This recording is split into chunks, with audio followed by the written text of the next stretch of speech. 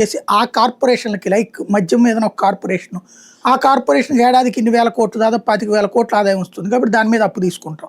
దాన్ని కేంద్రం అడ్డుపడదు, రాసుకుంటుంది కాగితంలో. ఈ 3% సంబంధం ఉండదు. అది కావచ్చు, సివిల్ సప్లైస్ కార్పొరేషన్ కావచ్చు, ఎలక్ట్రిసిటీ కార్పొరేషన్ కావచ్చు, ఇది అవే సంపాదించుకుని అవే తీర్చుకుంటాయిలే, ప్రభుత్వం షూరిటీ మాత్రమే ఇస్తుంది అన్నటువంటి పేరుతో అప్పుడు చేసుకొచ్చాడు. అయితే దేశవ్యాప్తంగా ఇదే ఫార్ములా అమలవుతున్నాయి అనేక దేశాలు, ఇది అనేక రాష్ట్రాలు.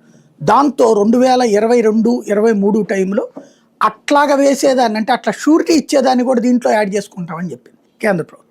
ఎందుకంటే షూరిటీలు ఇచ్చిన తర్వాత వదిలేస్తే అది మళ్ళీ రాష్ట్ర ప్రభుత్వమే కట్టాలి, బ్యాంకులకు కట్టాల్సి వస్తాయి. అలా కట్టినప్పుడు అది అప్పులకి విరుద్ధంగా వేరే డిఫరెంట్ వెళ్ళిపోతుంది. కాబట్టి 3% మించడానికి వీల్లేదు. కరోనా టైంలో 3.5% అనుమతి ఇచ్చింది, ఉంటే ఇంకో 0.5% అప్పుకి ఎక్కువ అనుమతి ఇచ్చింది. ఆ విధంగా జగన్ 42,000 కోట్లు, 45,000 కోట్లు కూడా అప్పు చేశాడు.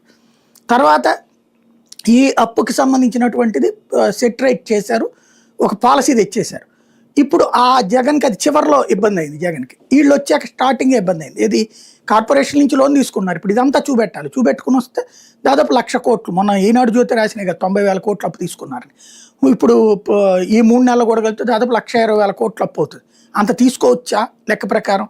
మన జిఎస్డిపి 12 లక్షల కోట్లు జగన్ అనుకుంటే, పోనీ వీళ్ళు ఇప్పుడు 15 లక్షల కోట్లు చూపెట్టారు అనుకోండి. 15 లక్షల కోట్లు 3% అంటే ఎంత వస్తుంది? 45,000